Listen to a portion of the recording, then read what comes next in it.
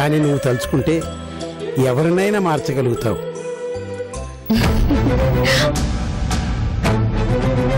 పరాయి ఆడపిల్లని చేయి పట్టుకుంటారా? తను నా భార్య. ఎవరితోనూ ఈ నిజం చెప్పవద్దని చందు తన మీద ఒట్టు వేసుకుంది. ఏం చెప్పను, నీ అల్లుడే నిన్ను కాపాడాడు. చక్రిని చూడాలనుంది. నేను వెళ్ళి బతిమలాడైనా తీసుకుని వస్తాను. నువ్వు ధైర్యంగా ఉండరా.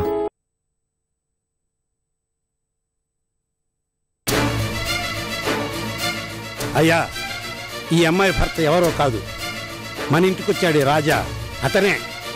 రాజా? రాజా అంటే? మన పాపను కాపాడింది కూడా ఆ బాబేనయ్యా. మీ మామగారి హాస్పిటల్ కట్టించడానికి వచ్చిన కాంట్రాక్టర్ ఆయనే మీతో కూడా మాట్లాడారు.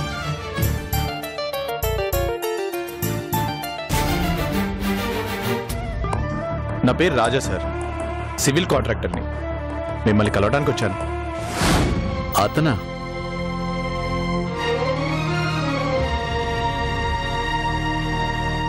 అంటే అతని ఇంటికి వచ్చినప్పుడు నువ్వు కనిపించకుండా దాక్కున్నావు కదూ?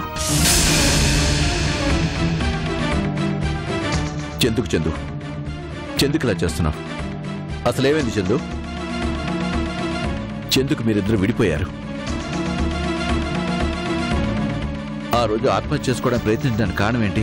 మీ గొడవలేనా? అసలు హైదరాబాద్ నుండి ఇక్కడ ఎందుకు వచ్చావు? అసలు నీ కథ ఏంటి? తన కథ ఏంటో నాకు తెలుసు చక్రి.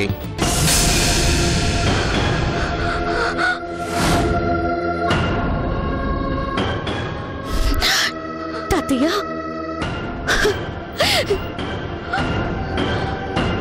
తాతయ్య. అబ్బా చందు, ఊరుకోమ్మా, ఏడవకు.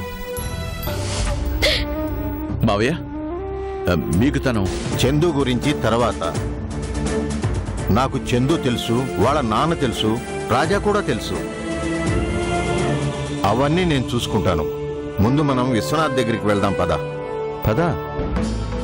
నేనా? చెందుకు? విశ్వనాథ్ నీ కోసం కలవరిస్తున్నాడు. కళ్ళు తెరిచాక కన్న బిడ్డను అడగలేదు, కట్టుకున్న భార్యను అడగలేదు, నిన్నే అడిగాడు. నీ కోసం కలవరిస్తున్నాడు. పద చక్రి, వెళ్దాం. చెందుకు మావయ్య? అతనికి ప్రాణం పోయమని చందు అడిగింది, వెళ్ళాను.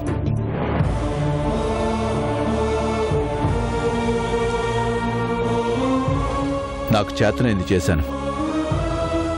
అంతకు మించి అనుబంధం పెంచుకోవడం నాకు ఇష్టం లేదు. అలా అనుకు చక్రి. చావు అంచుల వరకు వెళ్ళి వచ్చిన మనిషి బతికి నిన్ను కలవాలి అంటున్నాడంటే అతనిలో మార్పు వచ్చిందేమో.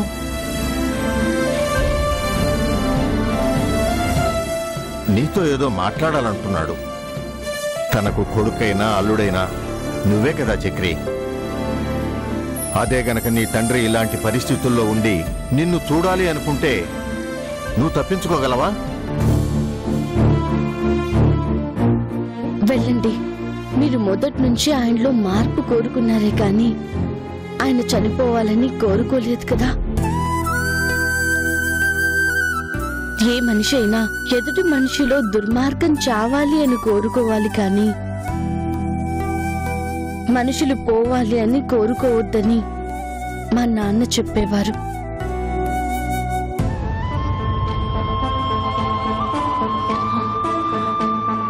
అవును చక్రి, నాకు తెలిసి ఆ పాత విశ్వనాథు ఆ యాక్సిడెంట్లోనే చనిపోయాడు.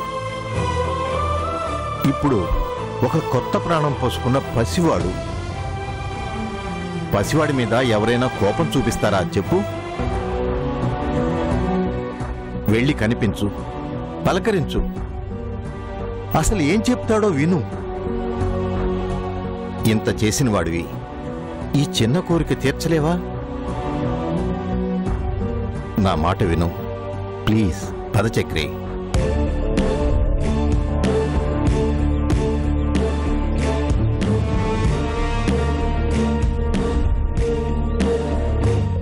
మరి చందు విషయం అదంతా నీకు వివరంగా చెప్తాను. ముందు మనం హాస్పిటల్కి వెళ్దాం. పద చక్రి.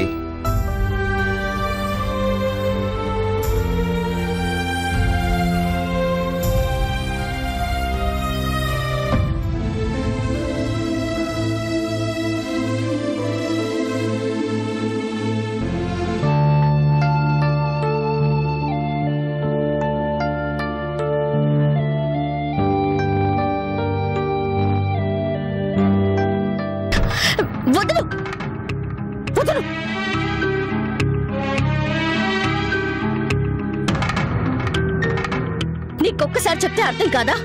నేను నీతో రాను, వెళ్ళు.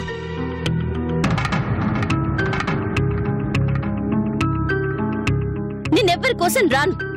అందరినీ వద్దనుకుని ఇంత దూరం వచ్చాక ఎందుకు నన్ను మనశ్శాంతిగా చావనివ్వకుండా ఇలా వెంట పడతావు?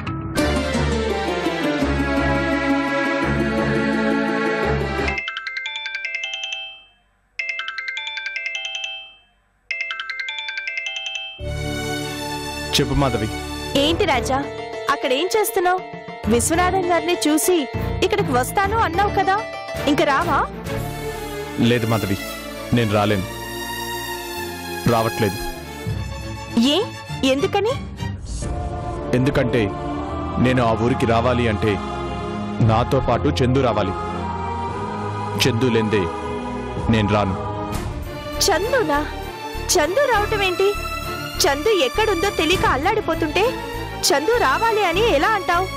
చందు ఎక్కడో లేదు మాధవి, ఇక్కడే ఉంది. నిజమా? అవును మాధవి. ఇంతకాలం నాకు చాలా దగ్గరగా ఉంటూ నన్ను కలవకుండా దాక్కుంది. ఈరోజు కలిసింది. తను రావాలి. తను వస్తేనే నేను వస్తాను. లేదంటే తనెక్కడుంటే నేను అక్కడే ఉంటాను. అసలు ఎందుకు అక్కడుంది? చందుతో మాట్లాడి ఎలాగైనా ఇంటికి తీసుకొని రా రాజా. రమ్మని ఎంత చెప్పినా రావట్లేదు మాధవి. తనకి నాతో రావాలని లేదు. రానని మొహానే చెప్పింది. ఎందుకు? ఎందుకో తనకి తెలుసు. నాకు తను బతకదని తెలిసేసరికి నాతో రావాలంటే ఆలోచిస్తుంది. తను రాకుంటే నేను రాకూడదని నిర్ణయించుకున్నాను. కానీ రాజా, ఇక్కడ పరిస్థితి చాలా సీరియస్ గా ఉంది. మూర్తి గారు సిఐ గారిని కలిశారట. ఆ ప్రాజెక్టు గురించి అర్జెంటుగా ఎవరినో కలవాలంట. నీకు ఫోన్ చేస్తే రెస్పాన్స్ లేదు అని సీరియస్ అయ్యారు. పోనీ నేను అక్కడికి వస్తాను రాజా. చందు కాళ్ళు పట్టుకొని బ్రతిలాడైనా సరే ఇంటికి తీసుకొస్తాను. కానీ నువ్వు రాకపోతే ప్రాజెక్ట్ ఆగిపోతుంది రాజా. అవసరం లేదు. నా చందునే నాకు దూరం అయ్యాక నాకు ఏ బిజినెస్ లో అవసరం లేదు. నేను ఎందుకు సంపాదించాలి? ఎవరికోసం సంపాదించాలి? ఇంతకాలం చందు కనిపిస్తుంది. ఉన్నంతకాలమైనా తనతో బ్రతకాలి అని అనుకున్నాను. కానీ తను నాకు కనిపించడానికి ఆలోచిస్తుంది అంటే నేనెలా వదిలేస్తాను? మూర్తి గారికి చెప్పు, నేను వస్తే చందుతోనే వస్తాను. ఈలోగా ప్రాజెక్ట్ ఉంటే ఉంటుంది, లేదంటే స్టాఫ్ అందరికి డబ్బులు ఇచ్చి పంపించేమని చెప్పు, అంతే.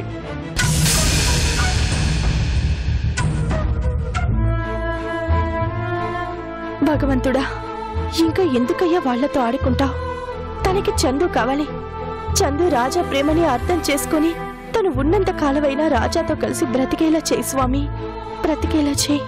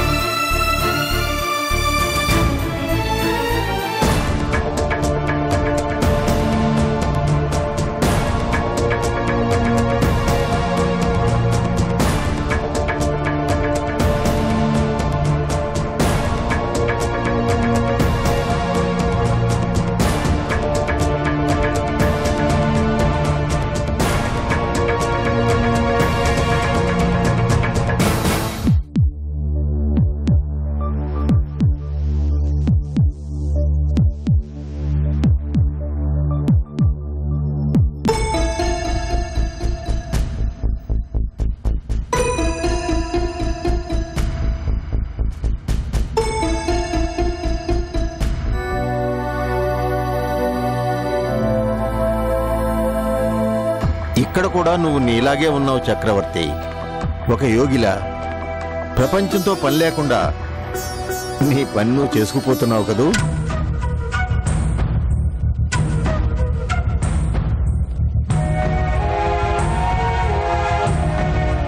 ఒకసారి నిన్ను చూడాలని కలవరిస్తున్నాడు.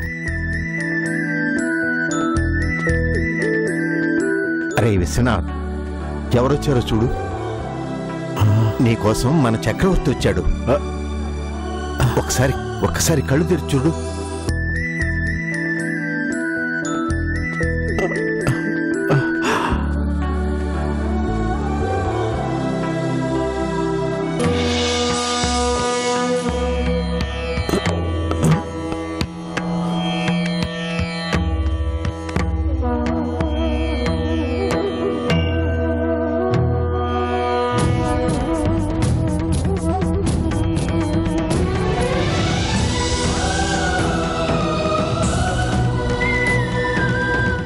బాబు చక్రి,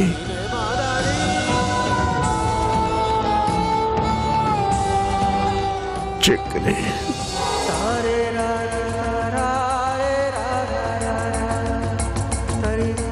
ఇదిగోరా నీ ప్రాణం నిలబెట్టిన దేవుడు నీ అల్లుడు చక్రవర్తిరా. రే, నీకోసం వచ్చాడు చూడు. నువ్వు చూడాలి అని అడగగానే నీకోసం వచ్చాడరా. ఇదిగో చూడు.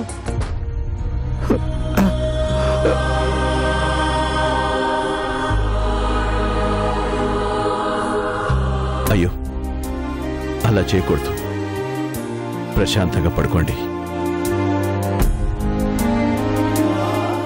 మీరు చాలా తొందరగా రికవర్ అవుతారు. మీ రిపోర్ట్స్ అన్ని చూశాను. చాలా మంచి ఇంప్రూవ్మెంట్ ఉంది. ధైర్యంగా ఉండండి. మిమ్మల్ని తొందరలోనే నడిపిస్తాను. Don't worry. అలాగే బాబు.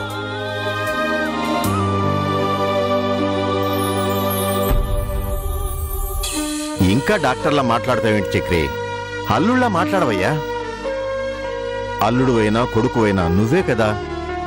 సొంత వాళ్ళ మాట్లాడు. బాబు నన్ను క్షమించవా? ఇప్పుడు ఇవన్నీ ఎందుకండి? మీరు రిలాక్స్గా ఉండండి. లేదయ్యా, నన్ను మాట్లాడని. ఇప్పటికైనా మనస్ఫూర్తిగా క్షమాపణ చెప్పుకోవాలి. అమ్మా ప్రియా. డాడీ,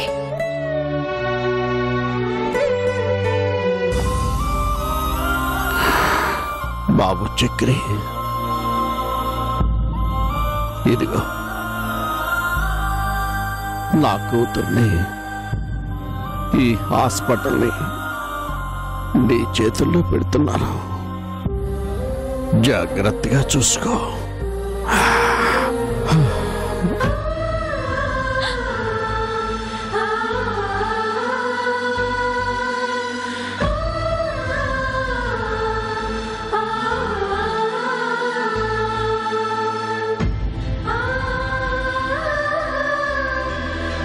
భగవంతుడా,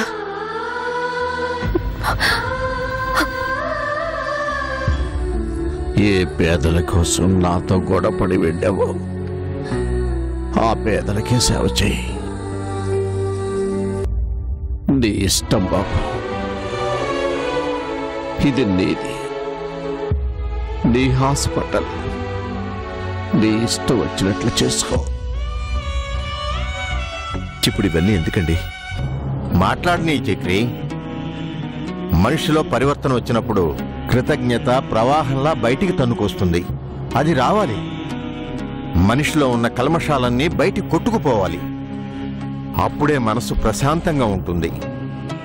ఒకప్పుడు పేదవాడిని చూస్తే అసహ్యించుకునే మనిషి ఈరోజు ఈ హాస్పిటల్నే వాళ్ళ కోసం ఇస్తానంటున్నాడు. ఇది ఎంత పెద్ద మార్పు! ఇదే నేను కోరుకునేది.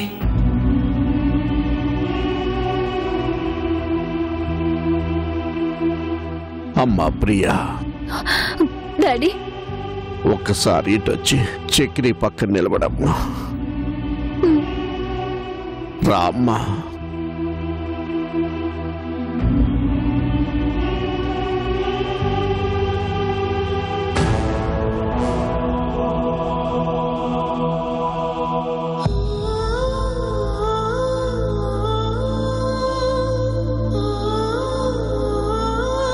నీ భర్త దేవుడమ్మా.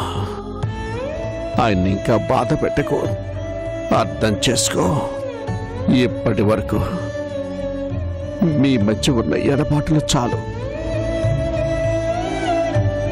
ఆయన పాదాల మీద పడి క్షమించమని అడుగు తల్లి.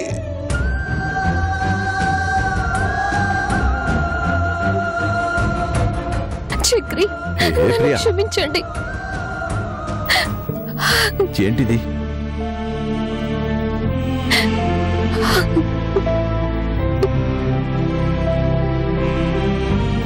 చక్రి, నన్ను క్షమించు.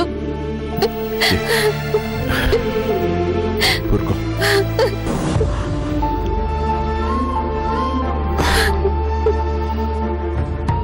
చందు అనుకున్నది సాధించగలిగింది.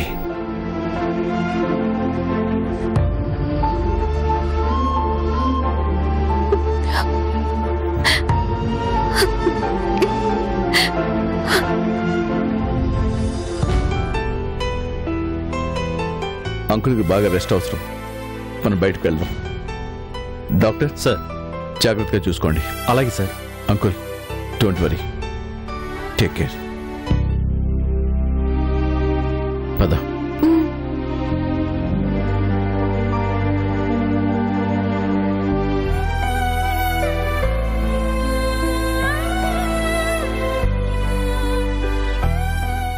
తమ్ముడు,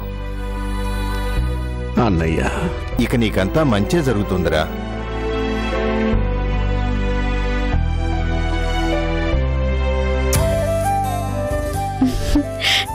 నర్సయ్య, నర్సయ్య, అమ్మా. నీకు తెలుసా, విశ్వనాథ్ గారు పూర్తిగా మారిపోయారట.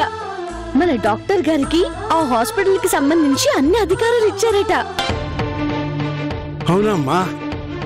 అవునా అంటావేంటి? నేను చెప్పాను కదా, ఏ మనిషిలో అయినా ఏదో ఒక స్టేజ్ లో మార్పు వస్తుందని.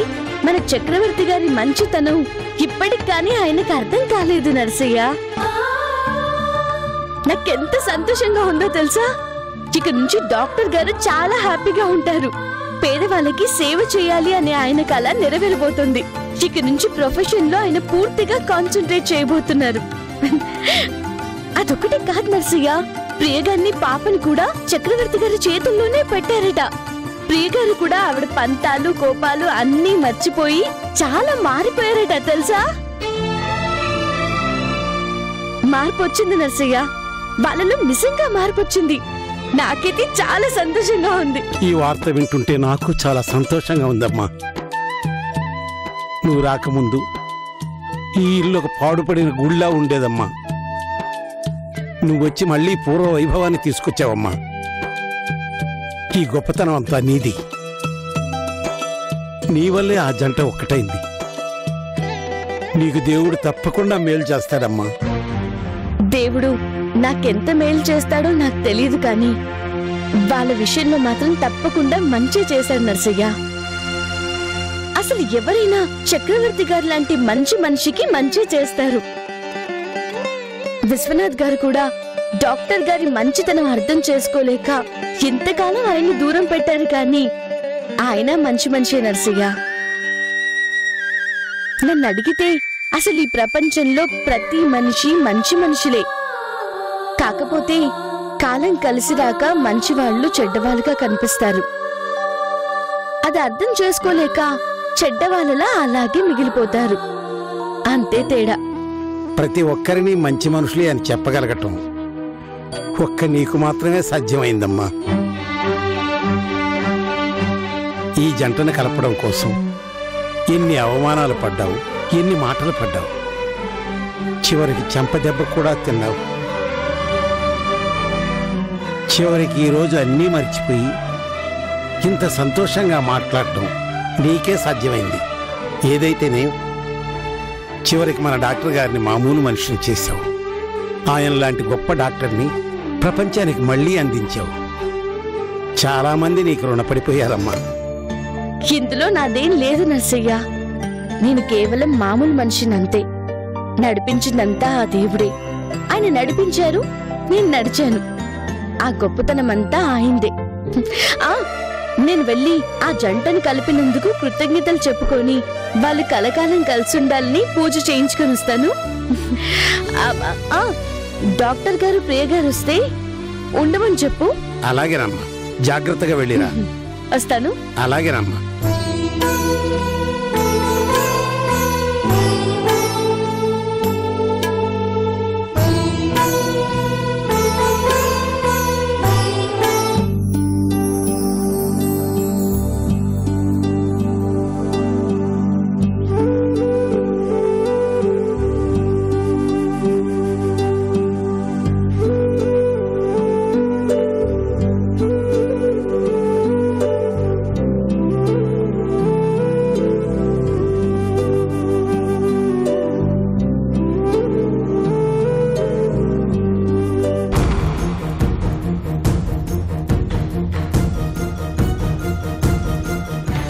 బండాపురా, బండాపు. ఏమైందక్క?